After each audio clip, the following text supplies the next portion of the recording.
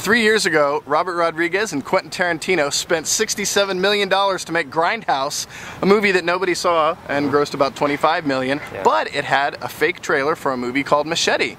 So, of course, if you've got a big flop like that, then what's the logical thing to do next? Oh, you make the Machete movie. Sure you do. I saw the file.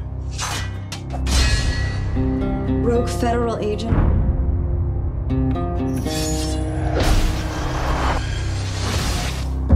Ruled by a sense of destiny.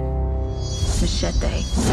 Hi, I'm Eric. And I'm Trevin from SceneStealers.com. And we just saw Machete. Machete. There's a lot going on in this movie, and when it really hits the stereotypes, sometimes it's hard to watch. Like, it toes that line between exploitation and then just outright, I don't know, kind of really crude parody. And the, you know, liberal white guilt inside me made it really hard to process sometimes. See, the nice thing about it is this movie is completely self-aware. So if you liked the style of Planet Terror from the Grindhouse movie, and you think that over-the-top action is fun and funny and is supposed to be gross and is supposed to have, you know, lots of hot babes in it and lots of big guns and fetishized cars and everything, you're gonna love Machete. Even though it's only an hour and a half, there are some definite pacing issues, and that really hurts it, especially in the final act. And I know it's really stupid to dissect a movie like Machete, but the final action scene falls flat, and for a movie that's built entirely around giant action and giant set pieces and girls and guns and, you know, all and it that really kind of looked stuff. like it was building up to something there for a while. And it just fizzles out so hard. Like, the beginning is really awesome and set the tone. And I was also really disappointed that they didn't keep the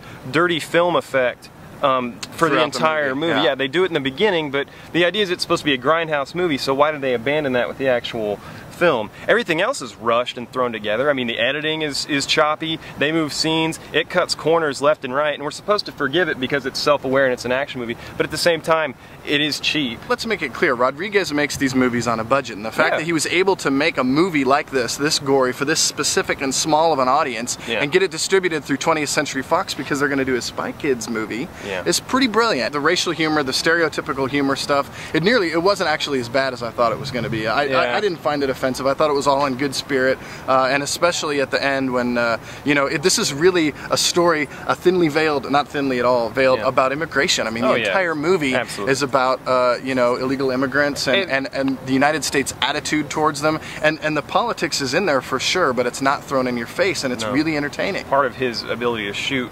economically is that he can turn a movie around rather quickly, so that's why this is so timely, is because he was able to, I mean, they shot the trailer beforehand, but it was a trailer, there was no story to it. So they were able to sort of fashion a timely story around this. Well, as conflicted as I was, I have to give Machete a minor rock fist up. It's a great, dumb action movie. It gets really close to the wrong side of the line with the mexploitation stuff, but in the end, it was a lot of fun. It's a lot funnier than a Carlos Mencia routine, let's just say that. Actually, I'm giving it a minor rock fist up as well. You know, it's sloppy, but it's good fun, and a lot of gore, and you know what? It's right up my alley. It sounds like a weekend at TJ.